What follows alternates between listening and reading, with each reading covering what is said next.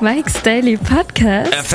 Episode 1204. Hello, it's Mike Matthews broadcasting from Cafe Anyway, located somewhere in Podcastro Valley, Mont. Today, we have the wonderful Madame Rootabega, Valentino, Bison Bentley, Benita the Rodeo Queen stops by, and we get to that wonderful segment we have not done in a while where we discuss internet culture and society. It's called Mike's Daily Podcast. No, it's not called Mike's Daily Pod. That's the name of the show. The segment is called JARELNIME. Jarrell will be stopping by. Mike's Daily Podcast. Jarrell will be stopping by. Hey, I suddenly went into a pukey radio voice. Some people use that voice, and it's their choice. They can do what they want with their voices. I don't care. I'm not for that kind of voice. Anyway, that's Cafe Anyway. Yo! Where were we? Oh. Anyway. Mike's Daily Podcast. I'm going to use the word festooned in a sentence. I was festooned Daily in a Podcast. Snarky Facebook shirt yesterday. Someone pointed it out to me. They said, "You're wearing a snarky Facebook shirt." It was a shirt that said, "May your life be as exciting as you say it is on Facebook." And my friend Robert Owen Welsh, who does the segment Welsh on the World, or he used to do it, and the opener sounded like this. Welsh on the World. But Robert Owen Welsh and his co-worker Annalisa and I went into a boba tea shop yesterday in Podcastro Valley, and I got this weird tea. It didn't have boba in it. It had red beans. Tea with red beans in it. And the cute as all can be cashier ring me up person said to me, "Do you work for Facebook?" And I go, "Oh no, this is a sort of an anti-Facebook shirt." And she said, "Oh." Did not get it at all. Went over her head. Whew! It flew over her head. Like that. I was festooned with the... Oh, it's right in my face. Get out of there. Darn electric little spaceships, drones and whatnot. I also saw a lovely lady at the... Oh, look who just walked in. At the dog park yesterday as I was walking Basil the Boxer. Oh, look who just walked in. Hello, Michael Matthews. It's Madame Rootabega. Hello, Basil. Michael Matthews, you always see the cute ladies at the dog park. Oh, well, yes. I guess. There's all sorts of dog owners in the Bay Area. Male, female. Make up a gender. All sorts. And ages. But this one lady, she has a dog named Banksy, named after the artiste Banksy, who works primarily in England, doing bizarre... didn't Banksy have that weird Disneyland ripoff sort of theme park where it made fun of Disneyland and the world and our economy and whatnot? So, yes, she is lovely, and she owns a dog named Banksy, and I talked to her.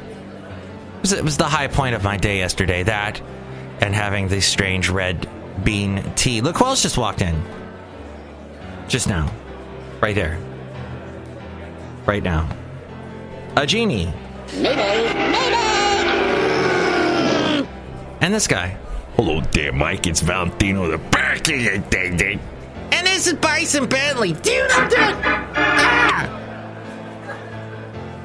Hey, Bison Bentley and Valentino. That was sort of some shocking soap opera music because you guys are so shocking. Yeah, we're kind of shocking just by our mere size and the bigness of us. Yeah, we're huge. Do you know that? Mike, we can't wait till Hillary loses. Donald Trump is totally doing the 180 and taking over the polls day. Yeah, Hillary's going down. Do you know that? Mayday, mayday. Do that thing again. Mayday, mayday. Now, the early polls suggest, yes, that Trump is doing better than everyone was thinking. So that is a bit of a shock. who knows what will happen? All we know is it'll be done in about 13 days, all over with, and we'll know. Oh, election years drive me nuts. Anyway, my roommate is doing a coding boot camp anyway. Cafe anyway. Yeah, so he's doing these strange hours where he gets up a little bit after I do. I wake up at 4. He wakes up a little bit after that, and then he doesn't come home till 10 o'clock at night. So I don't know how long. He's only been doing this for 2 days. I don't know how long he's going to. He says it's supposed to last 4 weeks. How is he going to do a coding boot camp for 4 weeks with those hours? He's going to get sick. He already just got over some crazy sore throat cold thing. I don't know. But he's young. He's 20-something. The world is his oyster. I wish him the best of luck. I hope he is festooned in good luck. If Hillary does win, and it was like a week ago, everybody was saying Hillary was going to win, but now things have changed. She is going to have a lot of gridlock. The Republicans aren't going to give her one bit of moving room. So it's going to be an interesting administration, whoever gets in there. And then if Trump gets in, of course, the Russians will take over. And here's today's podcast picture. Julian Assange will be the Secretary of State. Putin will be the Vice President. Mike Pence, you think you're going to be Vice President? Forget that. It's all about the wonderful Putin coming in and taking over. Look at this wonderful picture of this wonderful place. Oh, yeah, in Huntsville, Alabama. I've been thinking about Huntsville a lot. I wanted to go this year, but now it just doesn't look like it's going to happen. And there's a lot of people I wanted to go see in Huntsville. I lived there for 2 years. This is one of the interesting places that I went to when I lived in Huntsville. It was called the Flying Monkey. It was an old converted shoe factory, boot factory. They have all these artistes that have taken up residence in this massive old factory building made of wood and stone. And this is a picture on, I think, the 5th floor. That's a little lounge, and you can kind of see Huntsville in the background. This was a cool place I liked to go to when I lived in Huntsville. It wasn't a bad area, though. You'd kind of have to drive through this little meth area of Huntsville to get to it, but it's a neat place. I wonder if it's still there. I don't know.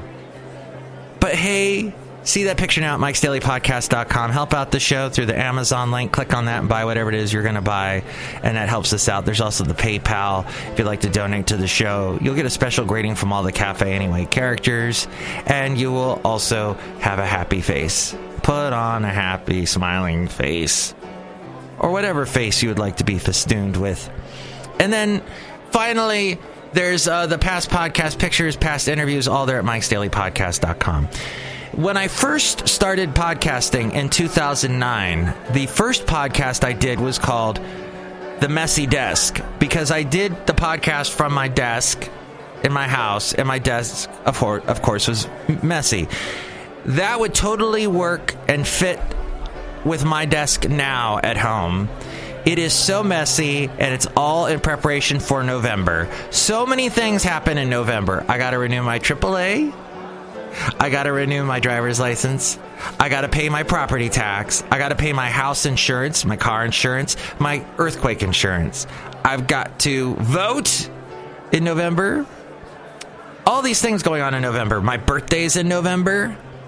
I'm going to be taking a little vacation time in November where there will be no podcasting at all. Just want you to be warned. I know. There's a sad, sad wah sound that just went across the world because they heard I wasn't going to do a podcast. Well, that's enough. You can't do that if you're a real dad. That's enough. No, the crying continues. So it's going to be a busy month, and I have a very messy desk. Oh, not only that, but there's all this... and then I own Cumulus stock because I worked for Cumulus for about 12 years. And I said 12 because that's how you're supposed to say 12 is with a cha, right? And I got some stocks. I was able to buy some stocks while I worked there. They had a special program, part of your paycheck went to it, which was a mistake because the stock price really never ever went up. It always went down, and now it's down to like 60 cents or something per share. And now they're doing this program where 8 of your shares will equal 1 share, which is a lose, lose, lose for everybody. So they want me to send my stock certificates in. I have 2, so I had to find those. And I was going to do it, but now I'm thinking, since the stock certificates probably are worth more being printed on the nice frilly paper, the paper is worth more than the actual stock. I might just not even do it, but it is so bad. Cumulus stock. And they own a lot of radio stations in the Bay Area, so let's get to the segment now, JARELNIME. JARELNIME.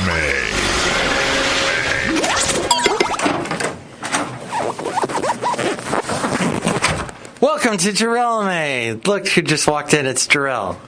Hi. How are you today, Jarrell? It's cloudy outside. It is cloudy where we are. Oh. But it's a podcaster Valentino, right? Yes, that's where we are today, podcaster Valentino, and it's dark out. We're not used to that, being spoiled Californians. Well, it can't be that bad, right? I mean, we've been in the scorching heat burning our buns off all the time, so it's nice to have a change of pace of weather, right? Exactly. I would agree. Now let's talk about our topic today, which is, what were you going to talk about? Maybe we should touch on trolling. Trolling! Now that's when you're going through the forest and you see those little guys with the hats and... No, wait, those are gnomes. That's gnoming. What's trolling? Well, gnoming or trolling in that particular sense is more of the positive side. But trolling, which is primarily used in a negative connotation, it's literally where you're just being a jerk, talking a whole bunch of junk just to get a reaction out of somebody, usually a negative reaction, because apparently you're so insecure with yourself, you got to kill somebody else's mood just to make yours happy. Thereby you're acting like a troll. Yeah, so if you were to just say it's just plain, you're just being a jerk. Now, what experiences have you had with trolling, Mr. JARELNIME? I've seen it mostly online, where kids, because obviously they are not in a local vicinity with some folks, they think that since they're behind a keyboard or they're behind a computer screen that they're safe from any forms of retaliation whatsoever. But what they don't realize is that screen name that they see, whether it's a chat room or even Facebook for the matter, which actually brings you more into the liability of possibly being retaliated against, you're basically doing something that could endanger yourself or endanger other people around you. And all for what? Just for what? 2 minutes of alleged fame? What? They're getting fame from trolling? They're interpreting the amount of views that they get or people who chime in about it that somehow that constitutes as fame. But when in fact what they're doing is they're actually just creating a record that's being recorded. All transcripts are recorded, and they're just creating a record of themselves being a delinquent, to which if an employer ever found out about it or a potential employer finds out about it, that could actually jeopardize their chance of actually getting a job. And they're just being a jerk. Why do they... I don't get it. And I guess it's like some people in before computers, they were just annoying, but now there's a whole other way of being annoying and not being held responsible. Well, here's the thing. The technology is really just a tool. It's a matter of the attitude, to which there could be an issue of a lack of parenting, a lack of role models, and ultimately a lack of sense. But if you don't have good parenting, you don't have good mentorship, there's a good chance that the youth, or in even some many cases, you can see some adults these days just behaving like loose cannons. Mm-hmm. And there's quite a bit of adults that control too. They may not realize it, they may not think they are, but they actually are. One in particular is like, elders, we get it. You had a bunch of challenges in the past, but you're not going to actually influence the kids by simply saying, "Oh, back in my day, we didn't have all that." That's not going to get them. Those are harsh words, and that's just going to drive anger. Mm-hmm. Sort of like when we would hear grandparents go, "Oh, it was Snow. I had to walk barefoot to school in the snow both ways uphill. Yeah, at that point, the kids are just going to interpret that as a pity party, unless you formulate it in a manner to make it a life lesson. If you're just mouthing off just to be in a one-upper manner, all you're doing is basically you're just trolling in a way of that. One-uppers really bug me. Yeah, you already get enough of that when you're on a date and some jackass comes by you and starts talking about what they did, which nobody gives a crap. On a date? There are some who actually do that, which I'd say, guys, come on now. Or girls, whoever's doing it, knock that off, okay? Oh, you mean guys that go on dates with women? All they do is talk about how great they are? Or a guy who's a bystander who interrupts the conversation between that guy and the girl who are actually going out on the date. Oh, that is annoying.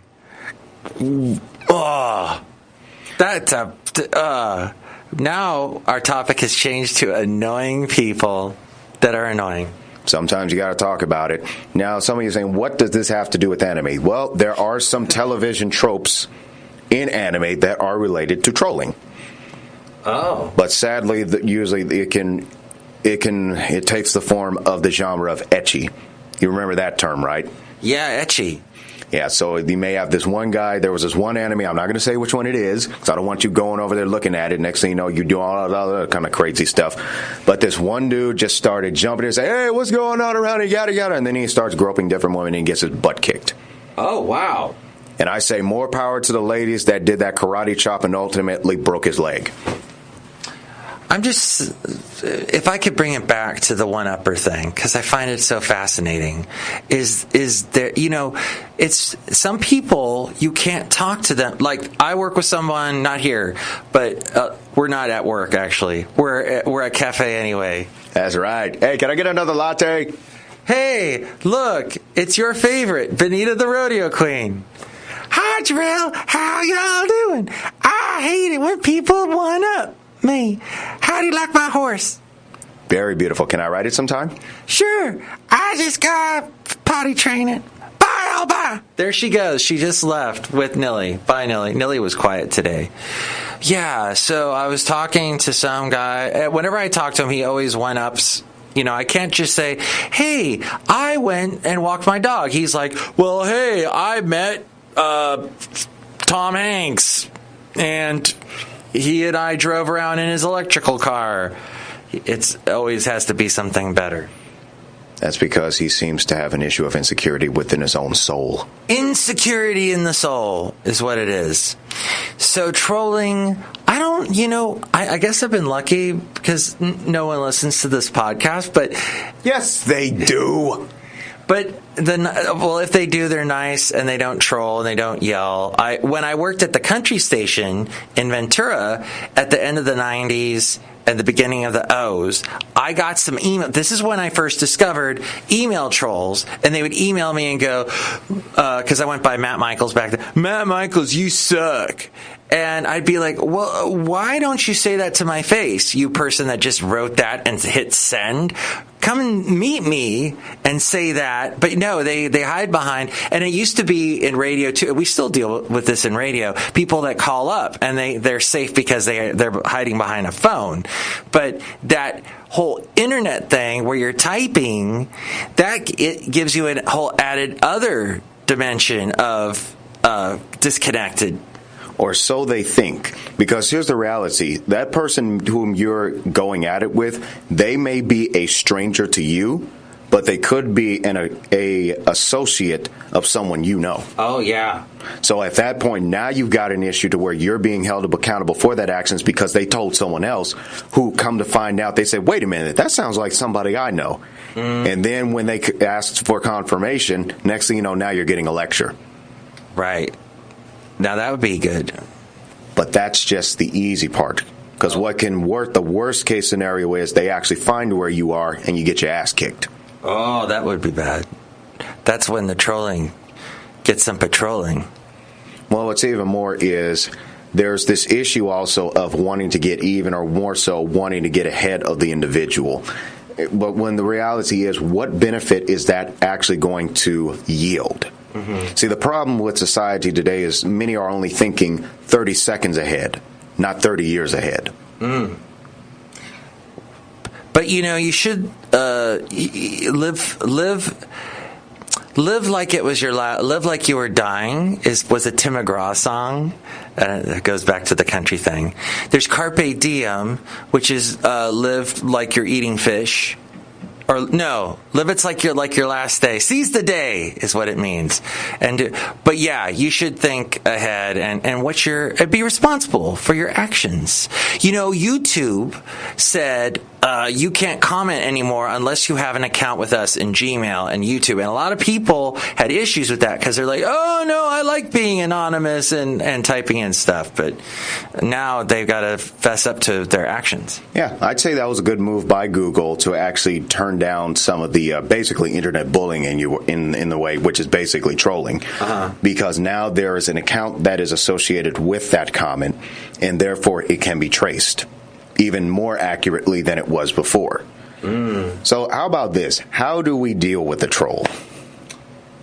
You throw salt on them? Unfortunately, that doesn't work. Oh. But one way to deal with them, and this is probably the easiest way that takes the least amount of time, is simply just say, hey, Doc, I don't know what's going on with you. It seems like you probably had a bad day, but I hope it gets better for you. But I can't converse under these circumstances. Yeah. And just walk away. Yep, that's the bottom line. It doesn't make you look like a punk. Let's touch on that for a minute. Where did that analogy actually come from? Has anyone even bothered to consider that? Punk? Or the whole action of just walking away instead of getting in the person's face and acting just as immature as they are. Like somehow that equals an act of weakness. It's somehow an indication of weakness or basically being a punk. Now, who came up with that analogy and where's the actual validity in it? Of walking away from someone? Yeah, basically walking away from immaturity. How does that constitute weakness? Oh, right. It should be you're the bigger man, and you're walking away.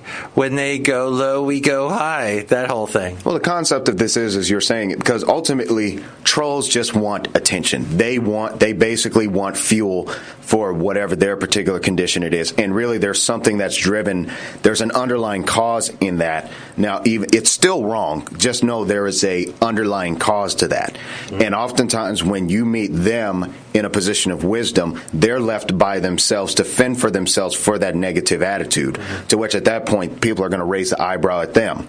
Now, another way to deal with trolls, if you actually have time on your hands and you actually want to get to the bottom of it, you're not always going to be able to get to the bottom of it because many of them are just doing this just for kicks within their insecurity.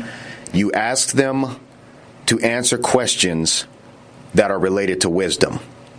Because in that, if they were to answer that question in a form of negativity or in immaturity, again, they are speaking for it from themselves, and therefore they have to deal with the repercussions of their answer, especially in front of a whole bunch of people, which oftentimes is where they actually set their match, is in front of a whole bunch of people. Wisdom. These trollers just need to get a life and get away from the computer. Yeah, they do, but they also need guidance when it really comes down to it. And the more folks that actually become less tolerant to their actions, because that's another thing with bystanders is they always want to see some type of drama going on. We claim that we don't like drama, but yet we get excited when the drama occurs. Yeah, humans are attracted to drama. But just say no. Yeah, that's the bottom line. Is look, I can't converse with you under these circumstances because they are counterproductive. So if we cannot get to a more positive subject, I'm going to have to call it quits. And you have a nice day. Well, thank you, Jarrell, for your words of advice. You're a smart person. You've taught me a lot, and now you've taught the world a lot on Mike's Daily Podcast. And perhaps soon you'll get to ride Benita's horse, named Millie. That would be so cool. Yeah. Okay. Oh, gosh. I got to go. See you guys. Oh, no,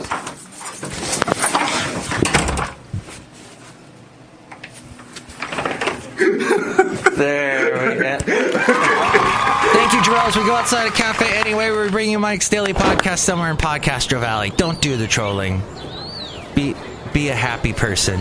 Put a smile. Be festooned with a happy smile. And spread positivity-ness around the world.